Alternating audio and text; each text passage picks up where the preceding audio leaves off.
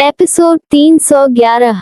Hello दोस्तों, अब तक आपने पिछले एपिसोड में सुना कि आयुष और रूहानी अर्थ को किडनैप कर अपने अड्डे पर ले जाती हैं। ये बात जब अर्थ के घर वालों को पता चलता है तो राजश्री बहुत ज्यादा घबरा जाती हैं और वह अपने सभी बच्चों को इसके बारे में बताती हैं।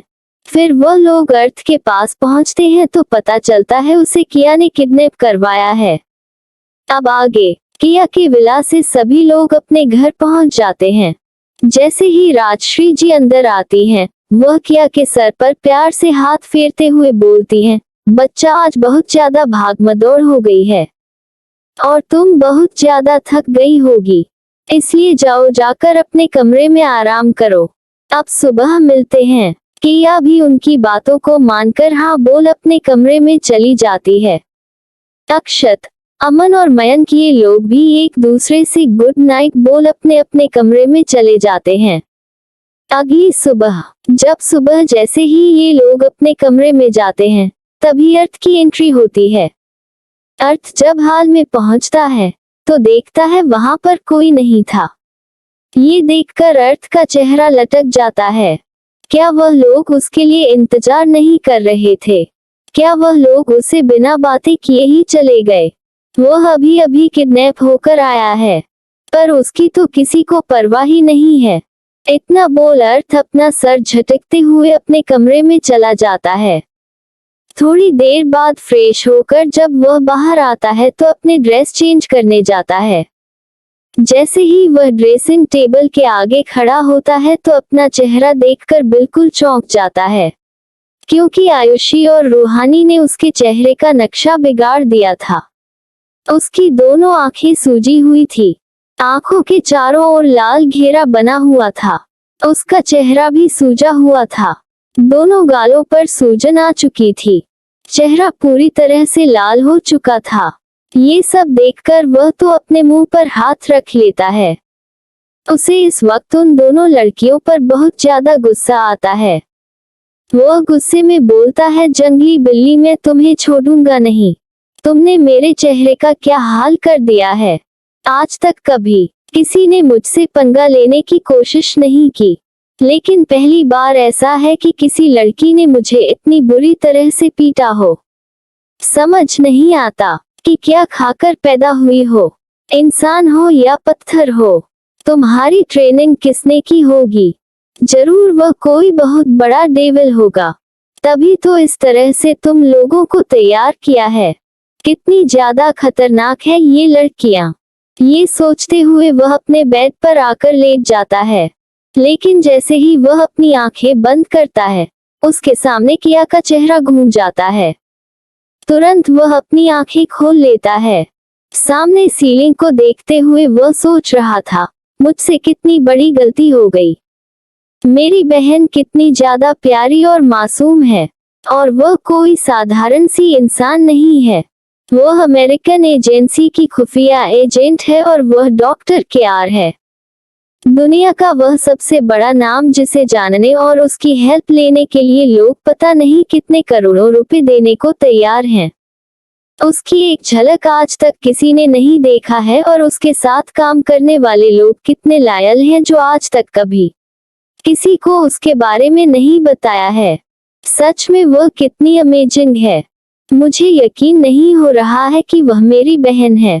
उसे अच्छे से याद था, एक बार उसके दोस्त को पॉइजन दिया गया था, वह दुश्मनों के हाथ लग गया था, उसकी बहुत बुरी हालत हुई थी। कंडीशन ऐसी थी कि सभी डॉक्टर ने जवाब दे दिया था, यहाँ तक कि अमेरिकन आर्मी ने भी जवाब दे दिया था। उसके बचने की कोई उम्मीद नहीं थी। उस वक्त किसी ने डॉक्टर केआर के बारे में बताया था। वह पहली बार था जब उन लोगों को इतनी मुसीबत का सामना पड़ा था।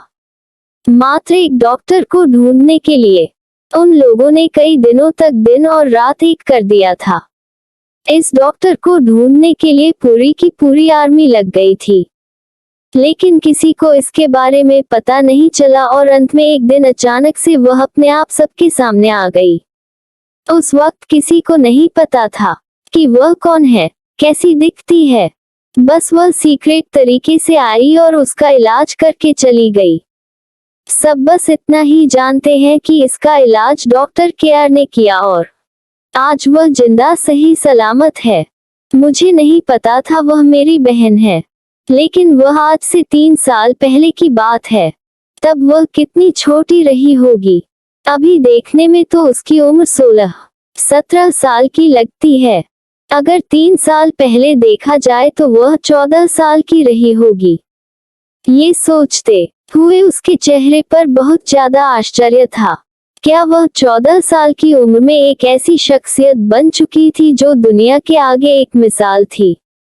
वो समझ नहीं पा रहा था कि उसने अपनी डॉक्टरी की पढ़ाई किस उम्र में की होगी। क्या वह पैदा होते ही डॉक्टरी की पढ़ाई शुरू कर दी थी? क्या वह 1 साल की होते मेडिकल की क्लास लेना शुरू कर दी थी? समझ नहीं आ रहा था। जिस मकाम पर वह थी, उसे पहुंचने में बड़े बड़े डॉक्टर के 50-60 वर्ष तो लग ही जाते हैं। फिर भी वह आज तक उस मकाम तक नहीं पहुंच पाए हैं। फिर यह इतनी छोटी सी उम्र में कैसे इतनी ज्यादा सक्सेस हो गई? कितना संघर्ष किया होगा इसने। क्या ये सोती भी रही होगी कि नहीं, क्योंकि मुझे अच्छे से पता है डॉक्टर केयर बनने के लिए इसने कितनी मेहनत की होगी। यह कोई ऐसी डिग्री नहीं है जिसे महज यूं ही 4 से 10 घंटों की क्लास लेकर पूरी की जा सके। यह एक ऐसा एक्सपीरियंस है जिसे पाने के लिए लोगों की पूरी जिंदगी लग जाती है। इस वक्त उसे कुछ समझ नहीं आ रहा था।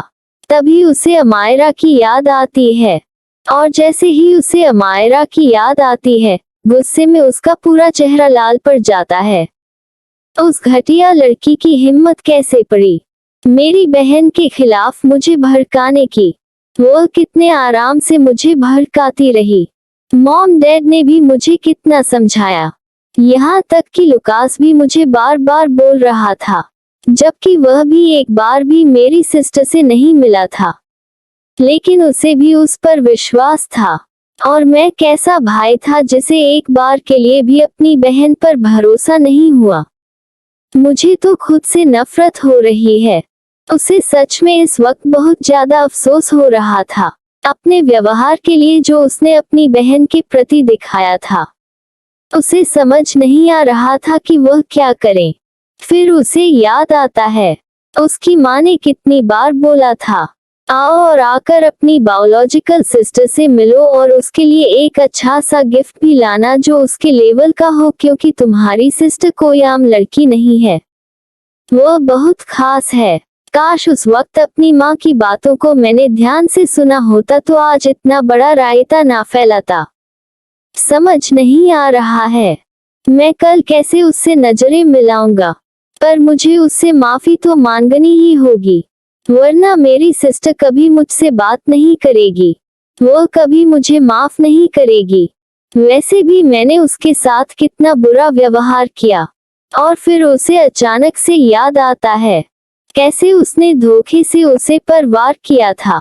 ये याद आते ही उसका दिल जोर से धड़क उठता है। अब जाकर उसके दिल को बहुत ज्यादा तकलीफ हो रही थी। उसे याद आया कि कैसे उसके अटैक करते ही उसकी बहन के हाथ जख्मी हो गए थे और उससे बहुत बुरी तरह से खून निकल रहा था। फिर भी उसकी बहन ने उसका डटकर मुकाबला किया। एक बार के लिए भी उसके हाथ नहीं कांपे थे। अगर उसकी जगह कोई और होता तो शायद उसका हाथ अपनी जगह से हिल पाता। उसने बहुत गहरा जख्म दिया था। ये सोचते ही उसका दिल भर जाता है। वह कैसे अपनी बहन से नजरें मिला पाएगा। उसने अपनी बहन को अनजाने में ही बहुत ज्यादा तकलीफ पहुंचा दी है। उसे समझ नहीं आ रहा था कि वह क्या करे। उसे सच में इस वक्त लग रहा था कि वह जाए कहीं डूब कर मर जाए। वह कैसा भाई है जहां उसे अपनी बहन को प्रोटेक्ट करना चाहिए था, वहीं वह अपनी बहन को जख्म दे रहा था। पूरी रात अर्थ ठीक से सो नहीं पाया। वह समझ नहीं पा रहा था कि वह क्या करे। उसकी आंखों में इस वक्त किया का बहुत ही मासूम सा चेहरा घूम रहा था और अपने किए वह सारे कांड याद आ रहे थे जो उसने किया के साथ किया था। इस तरह कार रेस में उसका जख्मी होना और किया का उसे बचाना। हर बार उसे ऐसा लग रहा था जैसे पता नहीं कितने एहसान उसके ऊपर है। पता नहीं किया ने उसके ऊपर कितना ज्यादा एहसान किया है, क्योंकि उसकी जिंदगी उसी की अमानत थी। वरना आज वह यहाँ जिंदा ना रहता। जिस वक्त उसकी गाड़ी का एक्सीडेंट होने वाला था, उस वक्त उसने पूरी तरह से सोच लिया था कि यह आज उसका अंतिम दिन है। फिर अचानक से फरिश्ता बनकर वह उसके सामने आती है और महज कुछ सेकंड में वह उसे बचाकर चली जाती है। सच में वह बहुत ज्यादा अमेजिंग है। फिर उसे अमायरा की कही बात याद आती है। वह घर पर कभी नहीं रहती, दिन रात पार्टी करती रहती है। वह अपने घटिया दोस्तों के साथ घूमती रहती है। तरह तरह की बातें अब उसके कानों में गूंजने लगती है। गुस्से से उसकी मुट्ठी कस जाती है। वह कैसे उसके बारे में ऐसा बोल सकती है। हाँ, वह घर पे नहीं रहती होगी क्योंकि उसके पास इतना सारा काम होता है। वह घर पे कैसे रहेगी? मुझे पता है, एक सीक्रेट एजेंट के पास हमेशा कोई ना कोई मिशन होता है जिसे पूरा करना उसकी जिम्मेदारी होती है। तो उसके पास भी जरूर ऐसे मिशन होते होंगे जो बहुत ही ज्यादा कठिन और कॉम्प्लिकेट होते होंगे, जिसे कोई नहीं सॉल्व कर पाता होगा। वही मिशन उसे सॉल्व करने के लिए दिया जाता होगा। जिस तरह चीफ उसकी तारीफ कर रहे थे, अब मुझे भरोसा हो गया है कि वह क्यों कर रहे थे। इस तरह वह सारी रात उसके बारे में सोता रहता है। एक पल भी उसकी आंखों में नींद नहीं आता। दूसरी सुबह सुबह सभी फ्रेश हो तैयार होकर डाइनिंग टेबल पर आ जाते हैं। अभी 8:30 हो रहे थे। सबको ब्रेकफास्ट कर अपने अपने काम पर निकलना था, इसलिए एक एक कर सभी आकर डाइनिंग टेबल पर बैठ जाते हैं। राजश्री जी भी ब्रेकफास्ट तैयार कर चुकी थी। वह जल्दी ही उठ गई थी क्योंकि जब भी किया घर पर होती थी तो राजश्री जी अपनी बच्ची के लिए खुद ही खाना बनाया करती थी। उन्हें बहुत ज्यादा अच्छा लगता था कि उनके हाथों का बनाया खाना क्या खाए। वह अपनी बच्ची से बहुत ज्यादा प्यार करती थी। सभी लोग अब तक आकर डाइनिंग टेबल पर बैठ गए थे। रात को लुकास, जो कि शहर से बाहर काम की वजह से गया था, वह भी लौट चुका था। उसे इस वक्त नहीं पता था कि यहाँ क्या हुआ था। वह भी आकर बैठ जाता है। अभी तक अर्थ नहीं आया था। तभी लुकास बोलता है, टेबल पर इतनी शांति क्यों छाई हुई है? तो विवान मुस्कुराते हुए बोलता है, अरे भाई आप नहीं थे तो यहाँ बहुत कुछ हो गया। उसकी बातों को सुनकर लुकास बहुत ही इंटरेस्ट के साथ उसकी तरफ देखता है और बोलता है, अरे मेरे जाने के बाद यहाँ क्या हुआ? जल्दी जल्दी बताओ मुझे। तो वह बोलता है, अरे भाई शांत रहो, बाद में बताऊंगा। पर लुकास उसे जिद करने लगता है। कहता है, नहीं मुझे बताओ वरना मेरे गले के नीचे निवाला नहीं जाएगा। लुकास उसे ध्यान से देख रहा था। वही विवान उसकी ओर देखता है, मानो कह रहा हो, भाई आप कब से ऐसे हो गए हैं? तो लुकास उसके तरफ बेचारा सा मुंह बना लेता है। तब विवान उसे शॉर्ट में सारी बात समझाता है। जैसे ही लुकास को ये पता चलता है कि अर्थ को किया के बारे में सब कुछ पता चल चुका है, तो उसके हाथों पर बहुत ही प्यारी सी मुस्कुराहट आ जाती है और वह बोलता है, अरे चलो ये तो अच्छी बात है।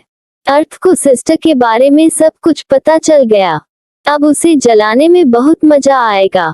तभी विवान बोलता है, मैं आपकी बात नहीं समझा। तब लुकास विवान के कानों में धीरे से कुछ बताने लगता है।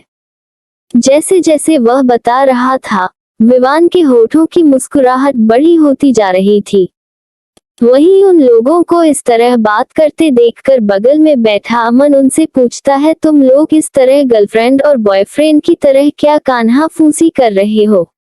उसकी बातों को सुनकर लुकास थोड़ा हड़बड़ा जाता है और वह आश्चर्य से अमन की ओर देखता है और मुंह बनाते हुए बोलता है, अमन तुम ये क्या बोल रहे हो? विवान मेरा छोटा भाई है। तब अमन मुस्कुराते हुए बोलता है, अरे यार मेरी बातों को सीरियस क्यों ले लिए? मैं तो बस मजाक कर रहा था। उसकी बातों को सुनकर लुकास शांत हो जाता है। उसे इस तरह करता देख अमन को बहुत ज्यादा हंसी आ रही थी, पर वह अपनी हंसी को दबा लेता है। तब अमन पूछता है कि आखिर में तुम दोनों कौन सी खिचड़ी पका रहे हो? किसकी लंका लगाने का प्लान बन रहा है? तो लुकास मुस्कुराते हुए बोलता है, अरे और किसकी? मेरे डेविल बॉस की। उसकी बातों को सुनकर अमन मुस्कुराने लगता है तो वह बोलता है, वैसे क्या प्लान बन रहा था? तब लुकास उसे सारी बात बता देता है। ये सुनकर अमन को भी बहुत ज्यादा मजा आता है। वह कहता है, ठीक है, तब मुझे भी अपने प्लान में शामिल कर लो, मुझे भी बहुत ज्यादा मजा आएगा अर्थ भाई को परेशान करके। वैसे भी उन्होंने सिस्टर को बहुत ज्यादा परेशान किया है, तो अब उनकी बारी। वहीं अब अमन और लुकास को इस तरह कानाफूसी करता देखकर मयंक उनसे पूछता है, तुम दोनों इस तरह क्या सीक्रेट बातें कर रहे हो? मयंक की बातों को सुनकर अमन और लुकास एक दूसरे की तरफ देखने लगते हैं। ऐसा लग रहा था मानो पूछ रहे थे, क्या हमें इन्हें बताना चाहिए? क्या ये हमारे प्लान में शामिल होंगे? उन दोनों को इस तरह खामोश देखकर मयंक बोलता है, तुम लोग इतने शांत क्यों हो? मैंने तुमसे कुछ पूछा है। तब अमन उसे बताता है कि वह लोग क्या प्लान बना रहे हैं। उसके प्लान को सुनकर मयंक भी खुश हो जाता है और बोलता है, ठीक है, मैं भी तुम्हारे प्लान में शामिल हूँ। यानी यार अजीब बात है, देखो कैसे सभी ने टीम बना ली, बेचारा अर्थ अब अकेला ही रह गया। वो सब अब पूरी तरह से अपना सारा प्लान एक दूसरे को बताते हैं। फिर तभी थोड़ी देर में उनकी नजर अर्थ पर पड़ती है जो अपने कमरे से आ रहा था। उसका मन तो बिल्कुल भी नहीं था आने का, क्योंकि वह कैसे किया से नजरें मिलाएगा, यही सोचकर उसकी हिम्मत नहीं पड़ रही थी। पर राजश्री जी ने एक सर्वेंट भेजकर उसे आने को कहा था। जैसे ही सर्वेंट अर्थ के कमरे में जाती है तो वह बोलती है, बड़े बाबा आपको मैडम ने बुलाया है। तो अर्थ बोलता है कि मेरा मन आज ब्रेकफास्ट करने का नहीं है, जाके मॉम से बता दो। तब वह सर्वेंट बोलती है, बड़े बाबा उन्होंने कहा है कोई बहाना नहीं चलेगा, शांति से नीचे आकर ब्रेकफास्ट करो। सर्वेंट की बातों को सुनकर अर्थ समझ जाता है कि उसकी माँ समझ चुकी थी कि वह क्यों नहीं आना चाहता। अब उसकी मजबूरी थी कि उसे आना ही पड़ेगा। वह बहुत ज्यादा हिम्मत इकट्ठा कर अब अपने रूम से बाहर निकलता है और आता है। वह सामने देखता है कि सभी लोग बैठकर वहां हंसी मजाक कर रहे थे और बातें कर रहे थे। वहीं किया शांति से बैठी थी। उसकी नजर जैसे ही किया पर जाती है, उसका दिल बहुत ज्यादा खुश हो जाता है। किया बिल्कुल शांत थी, उसकी नजरें नीचे थी। वह इस समय बिल्कुल किसी मूर्तिकार के मूर्ति की तरह लग रही थी। ऐसा लग रहा था मानो वह कोई एंजल हो। किसी मूर्तिकार ने उसे बहुत ही खूबसूरती के साथ तराश कर वहां लाकर रख दिया है। उसकी तो पलकें ही नहीं झपक रही थी। अपनी बहन को देखते वक्त उसे नहीं पता था उस मास्क के पीछे कितना खूबसूरत चेहरा था। आज जब वह देख रहा था तो उसकी इच्छा ही नहीं हो रही थी उस पर से नजरें हटाने की।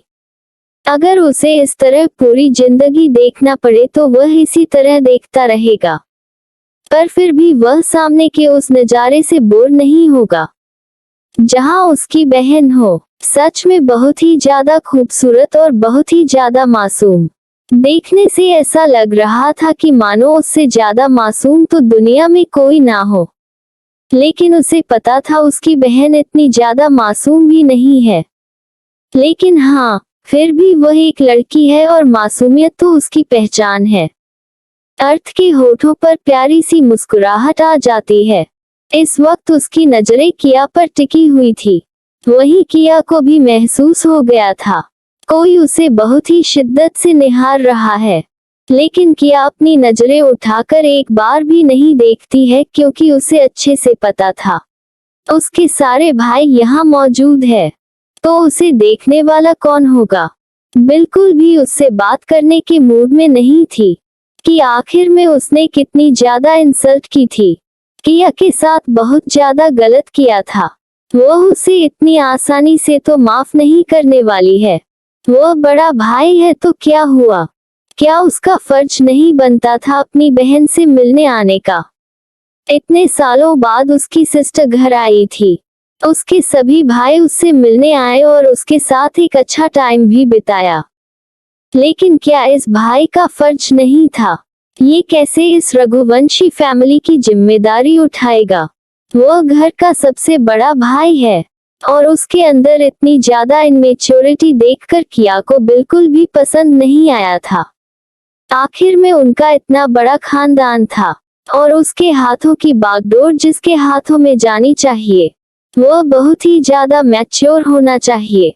उनका परिवार कोई ऐसा वैसा परिवार नहीं था। वह इस इंडिया का सबसे बड़ा परिवार था और उसे संभालने के लिए उतना ही ज्यादा टैलेंटेड इंसान की जरूरत थी। यहाँ उसे अपना भाई इस पर बिल्कुल भी खरा उतरा नजर नहीं आ रहा था, क्योंकि उसने कई बार ऐसी गलती की थी जिसे माफ नहीं किया जा सकता था। यहाँ तक कि कार रेस करते वक्त भी किया ने उसकी गलती को नोटिस किया था, जिस वजह से उसका इतना भयानक एक्सीडेंट होने वाला था। अगर उस वक्त उसने उसे ना बचाया होता तो शायद वह उसके सामने जिंदा ना खड़ा होता। लेकिन किस्मत की बात थी जो किया को उसे इस हाल में देखकर बिल्कुल भी अच्छा नहीं लगा और वह आगे बढ़कर उसे बचा लेती है। लेकिन देखो ना कितना बड़ा इत्तेफाक है। कहते हैं ना कि अगर हमारे साथ किसी का रिश्ता हो या हम किसी को दिल से चाहते हैं तो जाने अजाने में पहले हमसे उसकी मुलाकात कहीं ना कहीं हो ही जाती है। और यही बात किया के साथ भी हो रही थी। वही अर्थ को उस तरह दूर खड़ा देखकर मयंक उसे आवाज लगाता है, भाई आप इस तरह वहां क्यों खड़े हैं?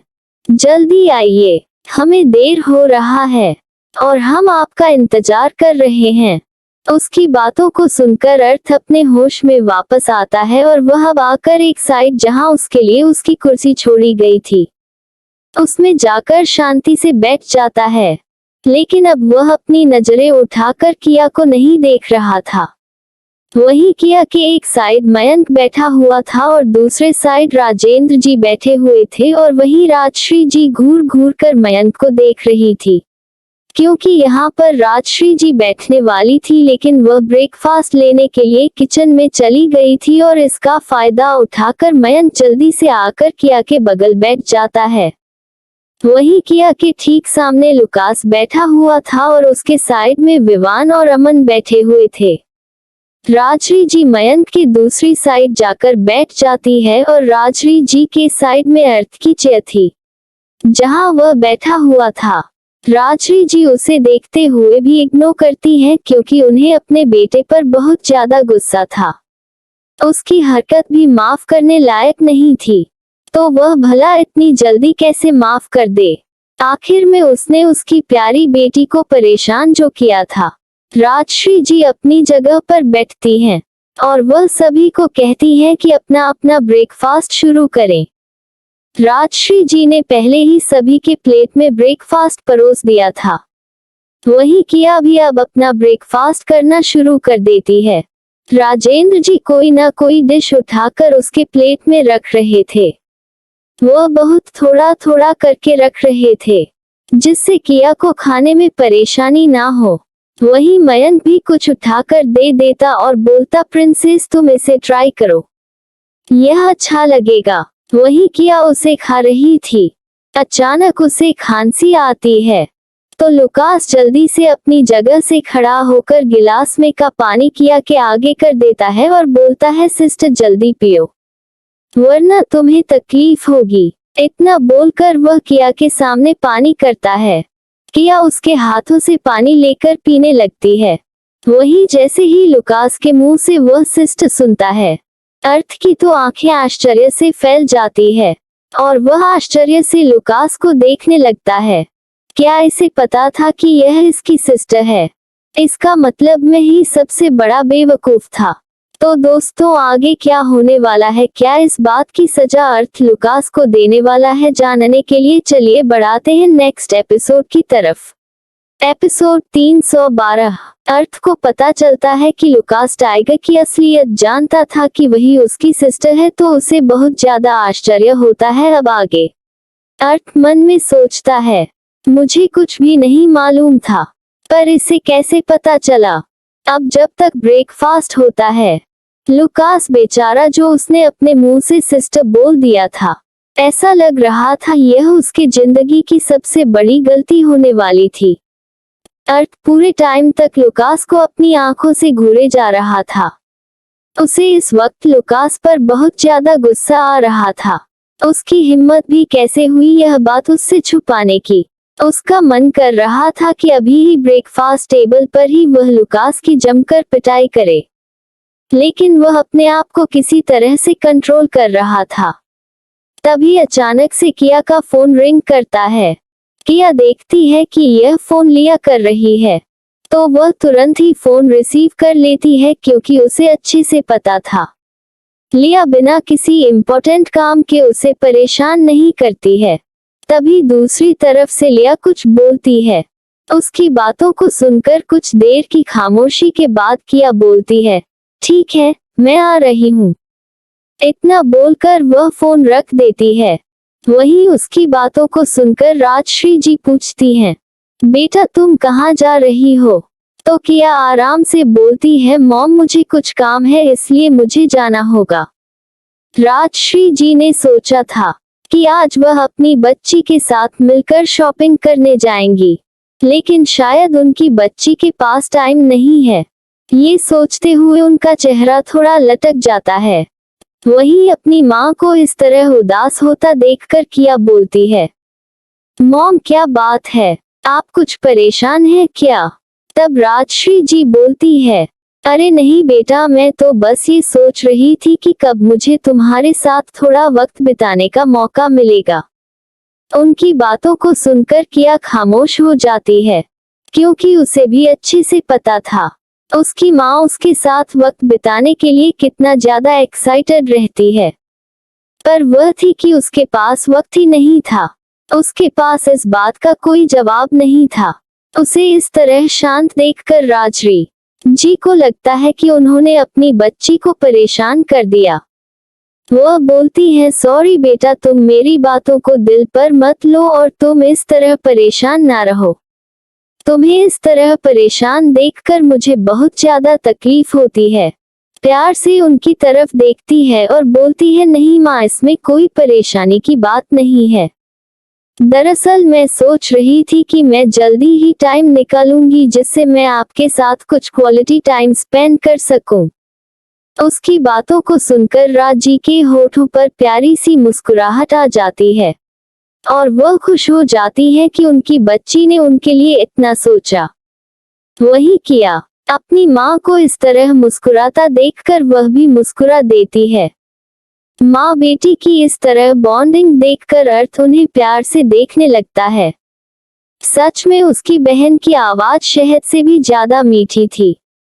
वह बोलती थी तो ऐसा लग रहा था जैसे गाने की धुन उसके कानों में पड़ रही हो, और उसकी मुस्कुराहट वह तो देखते ही बनता था मानो कोई खिलता हुआ गुलाब हो। अर्थ का मन कर रहा था कि वह अपनी बहन को जाकर प्यार से चूम ले, लेकिन उसकी तो नजरें भी मिलाने की हिम्मत नहीं थी। वही अर्थ जब से यहाँ बैठा था, वह नोटिस कर रहा था कि उसकी बहन ने उसकी तरफ एक बार भी अपने नजरें उठाकर नहीं देखी। ऐसा लग रहा था मानो वह यहाँ हो ही ना। उसके दिल में अजीब सा दर्द उठता है। उसके मन में एक डर बैठ जाता है। क्या उसकी बहन उससे नफरत करती है? क्या वह उससे बातें करना पसंद नहीं करती है? प्रश्नवाचक चिन्ह। क्या वह उससे कभी बात नहीं करेगी? अर्थ का दिल बहुत ज्यादा दुख से भर जाता है। आखिर में उसने काम भी तो ऐसा ही किया था, तो फिर उसकी बहन उससे क्यों ना नाराज हो? अर्थ को इस पर इस वक्त खुद पर बहुत ज्यादा गुस्सा आ रहा था। वह बहुत ही खराब भाई है। वह एक अच्छा भाई नहीं बन सकता। उसने की अमायरा पर भर भर के प्यार लुटाया, पर जब उसकी बहन की बारी आई तो उसने एक बार भी उससे मिलने की कोशिश नहीं की। ना तो उसे देखने की कोशिश की, ना ही उसे जानने की कोशिश की, और जब वह इंडिया लौट कर आया तब उसके ख्यालात अपनी बहन के लिए बिल्कुल ही बदल चुके थे, और वह जाने अजाने में अपनी बहन की इंसल्ट कर बैठा। ये सब सोचकर अर्थ का दिल भर जाता है। इस वक्त ऐसा लग रहा था मानो उसके आंखों से आंसू बह जाएंगे। वह किसी तरह खुद को कंट्रोल कर रहा था। थोड़ी देर में सभी का नाश्ता हो जाता है। अपनी माँ के गले मिलती है और बोलती है, माँ मुझे निकलना पड़ेगा, कोई जरूरी काम है। उसकी माँ को भी पता था कि उसके पास बहुत ज्यादा काम है, इसलिए वह उसे बिल्कुल भी नहीं रोकती। वहीं राजेंद्र जी प्यार से आगे बढ़कर किया के माथे को चूम लेते हैं और उसे गले से लगाकर बोलते हैं, बच्चा अपना ध्यान रखना, मुझे तुम्हारी टेंशन होती रहती है। या प्यार से अपने पापा को हक करके बोलती है, पापा अब डैड आप बिल्कुल भी परेशान मत होइए, मैं अपना ध्यान रखूंगी। इतना बोलकर वह उनसे अलग होकर हाल की तरफ जाने लगती है। वहीं उसके पीछे पीछे अर्थ, विमान और अमन भी आ जाते हैं। वह लोग भी बारी बारी से किया को गले से लगाते हैं और उसके माथे को प्यार से चूम लेते हैं और अपना ध्यान रखने को कहते हैं। वहीं विवान भी किया के गले लगता है, लेकिन किया प्यार से विवान के गालों को चूम लेती है। ये देखकर विमान शर्मा जाता है। उसे इस तरह शर्माता देखकर किएम हंसने लगती है और बोलती है, तुम बिल्कुल अभी छोटे बच्चे की तरह बिहेव कर रहे हो। उसकी बातों को सुनकर विवान और ज्यादा शर्मा जाता है। फिर वह किया के गले लग जाता है और बोलता है, दी मैं आपके लिए हमेशा आपका छोटा भाई ही रहूंगा, और मुझे अच्छा लगता है जब आप मुझे बिल्कुल छोटे बच्चे की तरह प्यार करती हो। उसकी बातों को सुनकर किया भी मुस्कुराने लगती है। वही लुकास, जो अब तक किया को अपनी बहन मान चुका था और किया भी उसके साथ बहुत अच्छा व्यवहार करती है, वह भी प्यार से आगे बढ़कर किया के सर को सहलाता है और बोलता है, सिस्टर अपना ध्यान रखना और कोई भी प्रॉब्लम हो तो हमें जरूर बताना, हम सभी भाई आपके लिए हर समय तैयार हैं। उसकी बातों को सुनकर किया भी उसके गले से लगती है। वहीं जब लुकास देखता है कि वह खुद आगे बढ़कर उसे एक्सेप्ट कर रही है तो उसकी खुशी का कोई ठिकाना नहीं रहता। वैसे भी किया का बिल्कुल मन नहीं था कि सबके सामने लुकास को अलग महसूस कराए। बस यही एक कारण था जो किया भी उसे अपने गले लगा लेती है। आखिर में वह भी उनके भाई की तरह था, और जब वह उससे इतना प्यार करता था तो उसे इसमें क्या ऐतराज था। वैसे भी किया को लोगों की परख करने अच्छे से आती थी। लुकास की आंखों में उसके लिए प्यार और सम्मान दिखाई देता था। यही कारण था कि उसने उसे अपने भाई के रूप में एक्सेप्ट कर लिया था। वही लुकास प्यार से उसके गले से लगता है और वह भी उसके माथे को किस कर लेता है और उसे थैंक यू बोलता है। कि उसे बोलती है कि किस बात के लिए, तो वह बोलता है कि मुझे दिल से अपना भाई बनाने के लिए सच में मैं बहुत ज्यादा खुशकिस्मत हूँ। मेरी अपनी कोई सिस्टर नहीं है, पर आज मेरे पास एक बहुत ही प्यारी सी सिस्टर है, और यह भाई वादा करता है कि अपनी इस सिस्टर के लिए अपनी जान भी देने के लिए कभी पीछे नहीं हटेगा। उसकी बातों को सुनकर किया मुस्कुरा देती है और हाँ में अपना सर हिला देती है। वही लुकास बहुत ज्यादा खुद को खुशकिस्मत समझ रहा था जो किया ने उसे अपने भाई के रूप में एक्सेप्ट किया था। दूर खड़ा यह नजारा अर्थ देख रहा था। उसे इस वक्त अपने उन सारे भाइयों से जलन महसूस हो रही थी और लुकास के ऊपर तो ऐसा लग रहा था मानो उसका आज पूरा गुस्सा फूटने वाला है। पता नहीं आज लुकास का हाथ पैर सही सलामत बचेगा कि नहीं। आखिर में वह कैसे उसकी बहन को गले लगा सकता है और उसे कैसे अपनी बहन बना सकता है, जबकि उसका बॉस अभी तक अपनी बहन को अपनी बहन नहीं बोल पाया और वह उससे पहले उसको अपनी बहन बना लिया था। इस वजह से अर्थ को लुकास से बहुत ज्यादा जलन महसूस हो रही थी। उसका तो हाथ फड़फड़ा रहा था लुकास के ऊपर उठने के लिए। बस एक बार किया घर से बाहर जाए, फिर वह लुकास को छोड़ने वाला नहीं था। वही किया अर्थ की तरफ बिल्कुल भी नहीं देखती है। और सबको बाय बोलकर वह घर से चली जाती है। किया को ऐसा इग्नोर करता देखकर अर्थ के दिल में बहुत ज्यादा दर्द उठता है। वह अपनी बहन को बहुत ही बुरी तरह से नाराज कर चुका था। उसे समझ नहीं आ रहा था कि वह अपनी बहन को कैसे मनाए, पर वह किसी भी तरह से अपनी बहन को मनाएगा। उसे अपनी बहन चाहिए, किसी भी हालत में, चाहे इसके लिए उसे जो कुछ भी करना पड़े वह सब कुछ करने के लिए तैयार था। उन सबके प्यार को देखकर अर्थ का दिल बहुत दुख रहा था। उसके सारे भाई कैसे उसे एक साइड कर अपनी बहन के साथ खुश थे। पता नहीं क्यों अर्थ को सबके ऊपर बहुत ज्यादा गुस्सा आ रहा था। वहीं राजश्री जी और राजेंद्र जी एक साइड खड़े होकर सारा नजारा देख रहे थे। वह अपने सारे बच्चों के प्यार को देखकर बहुत खुश थे। वहीं अर्थ का चेहरा देखकर राजश्री जी को हंसी आ रही थी। वह राजेंद्र जी को साइड से कोहना मारते हुए बोलती हैं, देखो ना, अर्थ का चेहरा देखते ही बन रहा है, कैसे जलन के मारे वह लाल हो चुका है। राजेंद्र जी हंसते हुए बोलते हैं, हाँ, अब जाकर इस घमंडी अकड़ू लड़के को समझ में आएगा कि इस बार उसका पाला किससे पड़ा है।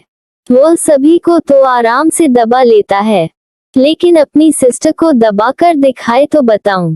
वहीं राजरी जी भी मुस्कुराते हुए बोलती है, हाँ, इस बार उसका पाला ऐसी शेरनी से पड़ा है जिसके सामने वह एक मिनट भी नहीं टिक पाएगा। फिलहाल अभी तो ये बेचारा इस दुविधा में होगा कि वह कैसे अपनी बहन को मनाए, क्योंकि जिस तरह से वह सभी को देखकर जल भूंज रहा है, मुझे पक्का यकीन है उसे इस वक्त अपने आप पर अफसोस हो रहा होगा कि क्यों उसने अपनी बहन के लिए अच्छी बातें नहीं की और क्यों वह उसका सबसे बैड भाई बन गया। अब वह उसकी गुड लिस्ट में आने के लिए क्या करने वाला है, ये तो वक्त आने पर ही पता चलेगा। चलिए फिलहाल उसे उसकी हालत पर छोड़ दीजिए। उसके साथ किसी भी तरह का अफसोस जाहिर करने की जरूरत नहीं है। आखिर में उसने खुद से अपने पैरों पर कुल्हाड़ी मारी है, तो अब भुगतेगा भी तो वही। इतना बोलकर वह दोनों लोग वहां से चले जाते हैं। वहीं अमन, विवान, मयंक और लुकास, ये चारों आंखों ही आंखों में इशारा कर रहे थे अर्थ का चेहरा देखने के लिए। वही लुकास जैसे ही अर्थ को देखता है तो मानो वह अपनी जगह पर जम जाता है, क्योंकि अर्थ उसे इस तरह से घूर रहा था कि उसका बस चले तो वह भी उसे जलाकर भस्म कर दे। लुकास बेचारा तो देखकर डर से कांप जाता है। उसे समझ में नहीं आ रहा था कि ये दानव उसे क्यों इस तरह से देख रहा है। आखिर में अब उसने क्या गलती कर दी है, अब उस बेचारे को कौन बताए। ये तो उसकी जलन है, जो उसकी बहन को पहले उसने अपनी बहन बना लिया था। तभी वह सभी लोग एक केवल स्माइल देख अर्थ को देखकर वहां से जाने लगते हैं। ऐसा लग रहा था मानो वह अर्थ को चिढ़ा रहे थे। वही अर्थ उन लोगों को इस तरह मुस्कुराता देखकर गुस्से में अपने रूम की ओर बढ़ जाता है, लेकिन जाते वक्त वह लुकास को ये बोलना बिल्कुल नहीं भूलता, अभी तुरंत मेरे रूम में आओ। जैसे ही लुकास ये सुनता है तो उसकी तो सांस ही हलक में अटक जाती है। उसे पता था अगर वह इस वक्त उसके रूम में गया तो उसका हाथ पैर टूटना निश्चित है, क्योंकि वह अर्थ के गुस्से को देख रहा था और ऊपर से उसने अर्थ के गुस्से को और हवा दे दी थी। अर्थ गुस्से में तनतनाते हुए अपने रूम में चला जाता है। लुकास बेचारा धीरे धीरे उसके रूम के सामने जाकर खड़ा हो जाता है और वह बाहर से सोचता है, क्या उसे अंदर जाना चाहिए या यहाँ से भाग जाना चाहिए। लेकिन वह भागकर कहाँ जाएगा, अर्थ उसे हर कीमत पर पकड़ लेगा। उसे इस समय बहुत ज्यादा रोना आ रहा था। वह किससे हेल्प ले। एक बार उसका मन करता है कि वह आंटी जी को जाकर सब कुछ बता दे, लेकिन दूसरी बार सोचता है अगर उसने ऐसी गलती की तो वह उसका क्या हाल करेगा। तब जाकर लुकास अपना दिल बहुत ज्यादा कठोर करता है और किसी तरह हिम्मत करके धीरे धीरे वह उसके कमरे को खोलता है और अपना सर अंदर डालकर झांकता है तो देखता है अर्थ इस समय दरवाजे पर नजरें गड़ाए बैठा था। जैसे ही उसकी नजरें उससे मिलती है तो वह चौंक जाता है और हकलाते हुए बोलता है, भाई तुम इस तरह से मुझे क्यों देख रहे हो? वहीं अर्थ लुकास को बोलता है, चुपचाप शांति से अंदर आ जाओ, अगर तुम नहीं चाहते कि तुम्हारे साथ जो कुछ हो रहा है वो बाहर किसी को पता चले तो दरवाजा जल्दी से बंद करो।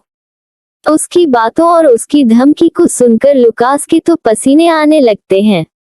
उसे समझ में आ गया था कि अर्थ अब उसका क्या करेगा। उसके कहने पर लुकास किसी तरह हिम्मत करके अंदर आता है और धीरे धीरे डरते हुए दरवाजा बंद कर रहा था। उसे इस वक्त बहुत ज्यादा डर लग रहा था। वहीं जैसे ही दरवाजा बंद करके वह पीछे पलटता है तो उसकी एक जोरदार चीख निकल जाती है, क्योंकि अर्थ ठीक उसके सामने खड़ा था। वो हकलाते हुए बोलता है, अरे अरे यार, थोड़ा थोड़ा दूर रहो ना। तुम इस तरह से मुझे क्यों देख रहे हो? मुझे तुमसे बहुत डर लग रहा है। वही अर्थ गुस्से में दांत पीसते हुए बोलता है, कुत्ता कहीं का, सच सच बता, तुझे कब पता चला कि टाइगर मेरी सिस्टर है? अगर तूने एक लफ्ज भी झूठ बोला तो यही मैं तेरी जान ले लूंगा। इतना बोलकर अर्थ उसके मुंह पर जोर से पंच मारता है। वही उसका इतना तेज पंच खाकर लुकास सीधा जमीन पर जाकर गिरता है और वह हकलाते हुए बोलता है, देख यार प्लीज मुझे मार मत, बहुत तेज लग रहा है।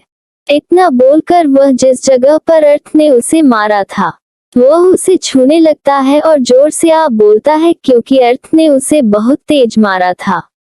वही उसे इस तरह से देखकर अर्थ को उस पर बिल्कुल भी तरस नहीं आता। वह आगे बढ़कर लुकास को फिर से 2 पंच और मारता है। वही लुकास जोर से चिल्लाने लगता है और बोलता है, प्लीज प्लीज मुझे छोड़ दे, मैं सब कुछ बता रहा हूँ। लुकास को पता था कि उसे सब कुछ सच सच बताना पड़ेगा, नहीं तो वह उसे बहुत मारेगा, और अगर वह देर से बताया तो वह तब तक बहुत ज्यादा मार खा चुका होगा। वह डर की वजह से अर्थ से थोड़ा दूर सरक जाता है और बोलता है कि देखो, मुझे भी पहले नहीं पता था, पर विवान को इस तरह अपनी बहन की तारीफ करते सुनकर मुझे थोड़ा इंटरेस्ट पैदा हुआ, और फिर मैं उसके बारे में जानने के लिए विमान को मनाना शुरू कर दिया, और फिर अंत में विमान मेरी बातों को मानकर उसके बारे में सब कुछ मिलाया, और जब मैं उससे मिलने के लिए गया तब जाकर मुझे पता चला कि यह टाइगर है, और फिर जब मैंने उसे देखा तो मेरे तो होश ही उड़ गए। वह इतनी ज्यादा प्यारी और खूबसूरत थी।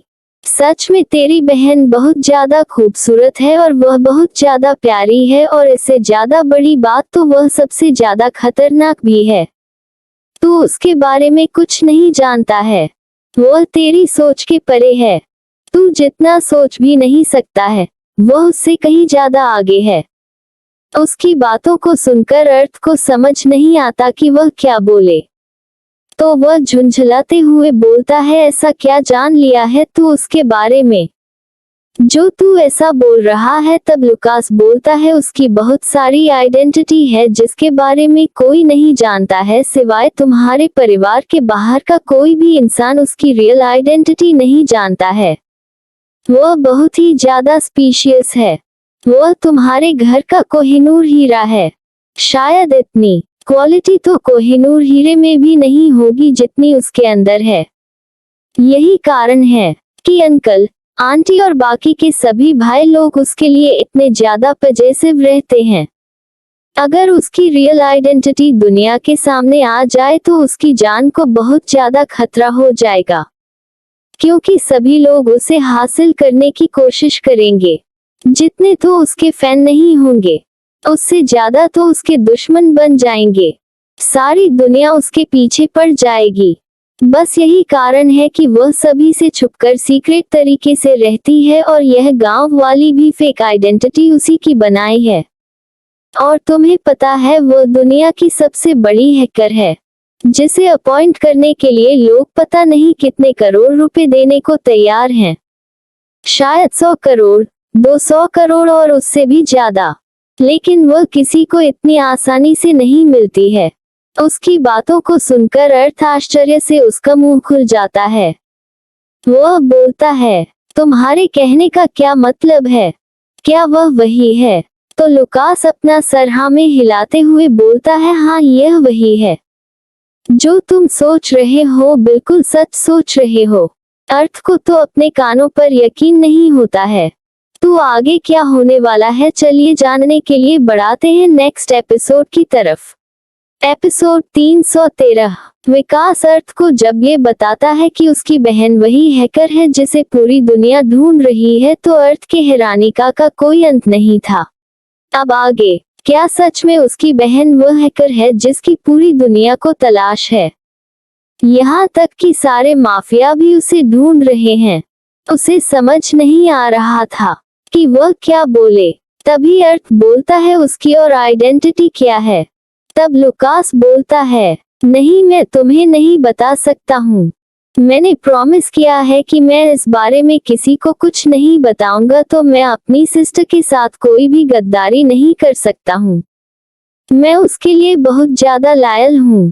वही अर्थ गुस्से में उसे पकड़कर जमीन से उठाकर सोफे पर पटक देता है और बोलता है, दुष्ट आत्मा कहीं का, मैं उसका भाई हूँ, मैं उसे नुकसान नहीं पहुँचाऊंगा, इसलिए तुम मुझे सही सही बताओ। तब लुकास बोलता है, नहीं मैं तुम्हें नहीं पहुँच बताऊंगा, और तुम ऐसा कैसे कह सकते हो कि तुम उसे नुकसान नहीं पहुँचाओगे? ऑलरेडी तुमने उसे कई बार नुकसान पहुँचा दिया है, और मैंने देखा था कि तुमने उसे कैसे मारा था, उसका कितना ज्यादा खून बहा था, और तुम्हें पता है इस वजह से वह बेचारी कितने दिनों तक अपने उस हाथ से कुछ भी नहीं कर पाई थी, जबकि उसे अक्षत के ट्रीटमेंट के लिए दवाई बनाना था, और अपने उस जख्मी हाथों से उसने कई दिनों तक लगातार काम किया था, जिस वजह से उसे बहुत ज्यादा तकलीफ हुई थी, क्योंकि अक्षत के पास बिल्कुल भी टाइम नहीं था।